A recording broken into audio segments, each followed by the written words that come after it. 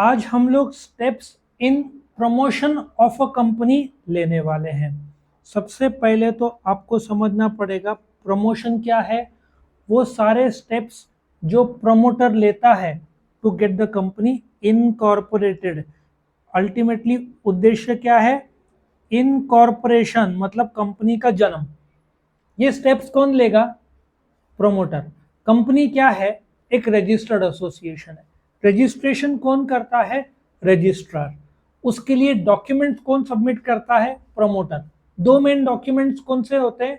Memorandum और articles. किसके पास submit होगा? रजिस्ट्रार। उसके बाद वो क्या देगा? Certificate of incorporation. तो अल्टीमेटली आपका प्रमोशन का मेन इंटेंशन क्या है? कंपनी को जन्म में लाना।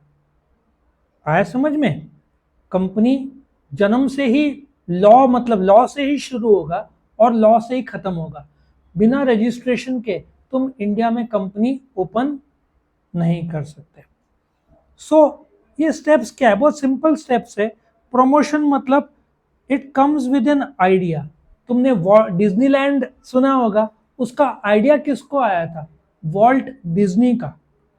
होंडा कंपनी जो जापान में होंडा मोटर कॉर्पोरेशन नाम से फेमस है, उसका आइडिया किसको आया था? सोइशिरो होंडा। और उन्होंने कंपनी फॉर्म किया था 24 सितंबर 1948। Ford company, Henry Ford. ऐसे ताज होटल 1901, हार्ले डेविडसन 1901। ऐसे बहुत अच्छे अच्छे कंपनीज है जिनको पहले तो आइडिया आया कंपनी शुरू करने का और उस आइडिया में उनको प्रॉफिट दिखा। तुम सोचो जोमेटो और स्विगी, कुछ न कुछ तो आइडिया आया होगा।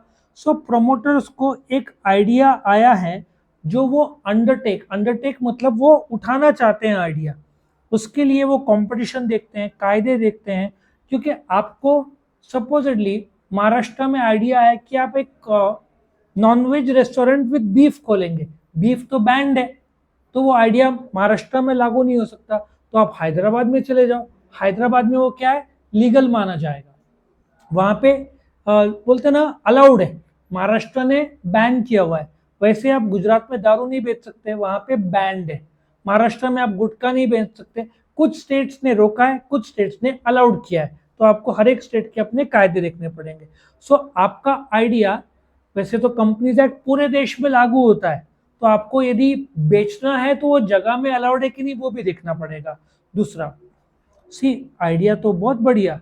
जैसे सेमीकंडक्टर चिप्स बोलते हैं ना, जो आपके मोबाइल, वॉशिंग मशीन, कार्स में रहता है, कंप्यूटर चिप की चिप्स।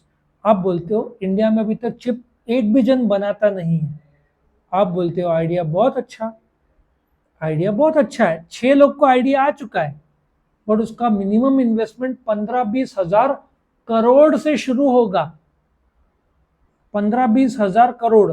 और ज्यादा जाना है तो it can go as high as 1.5 lakh crore to set up a chip manufacturing plant.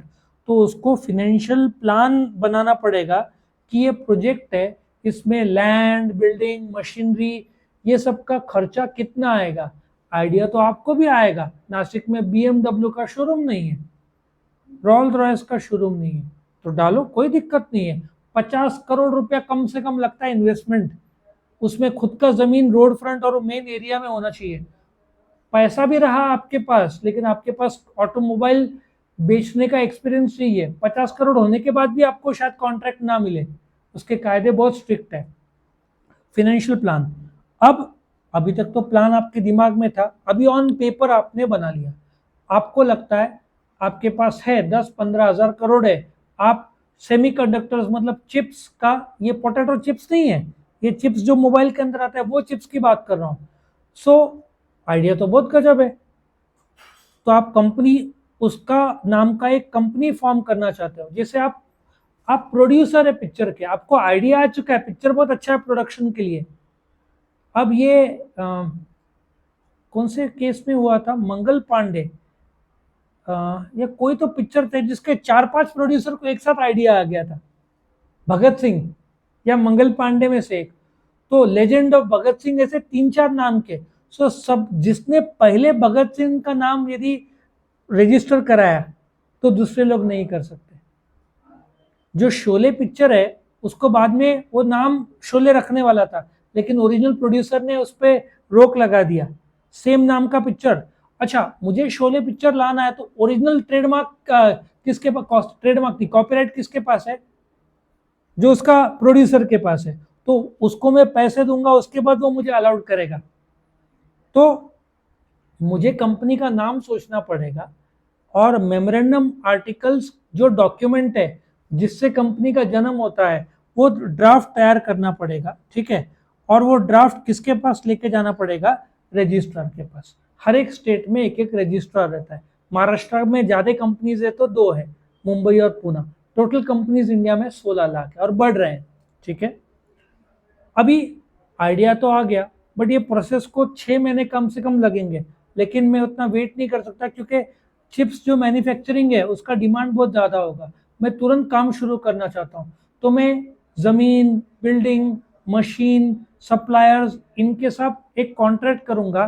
Plant के मैन्युफैक्चरिंग से पहले कॉन्ट्रैक्ट करूंगा, उसको प्रिलिमिनरी या प्री इनकॉर्पोरेशन कॉन्ट्रैक्ट बोलते हैं।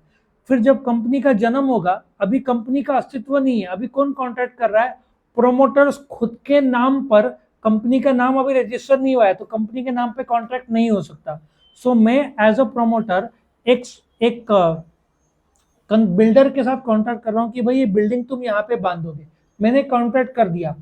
ठीक 2 महीने बाद कंपनी का जन्म हुआ, उस बिल्डर के साथ एक और कॉन्ट्रैक्ट होगा उस कंपनी का जिसका नाम जन्म हो चुका है, फिर वो कंपनी और बिल्डर के साथ होगा, वो एक्चुअल कॉन्ट्रैक्ट माना जाएगा। ये प्री इनकॉर्पोरेशन कॉन्ट्रैक्ट वैलिड कब तक है?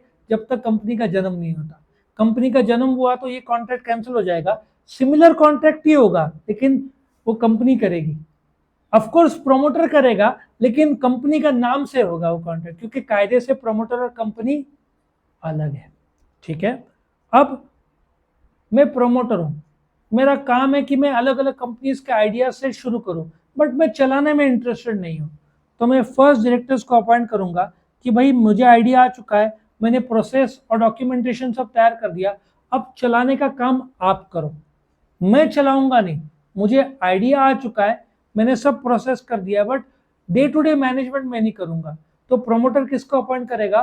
फर्स्ट डायरेक्टर्स को। वो लोग कंपनी को चलाने की प्रक्रिया आगे बढ़ाएंगे। सो मुझे आ गया प्रोमोटर, मुझे 10-20% शेयर होल्डिंग रहा या 50% रहा, वो मेरे लिए काफी है।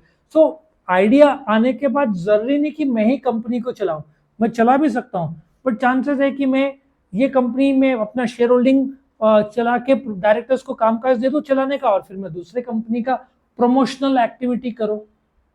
आया समझ में? तो ये था आपका steps in formation, steps in promotion. Steps in formation नहीं है भाई, स्टेप्स इन जो इनकॉर्पोरेशन या जो है ना रजिस्ट्रेशन, उसके अलग प्रोसेस है, वो मैं अलग से वीडियो में बताऊंगा। तो ये डॉक्यूमेंट सबमिट करने के बाद क्या होगा? Incorporation. Of course private limited, public limited, वो आप मेमोरेंडम में तय करोगे। 1% कंपनी या प्राइवेट लिमिटेड या पब्लिक लिमिटेड, कौन सा टाइप का आपको करना है।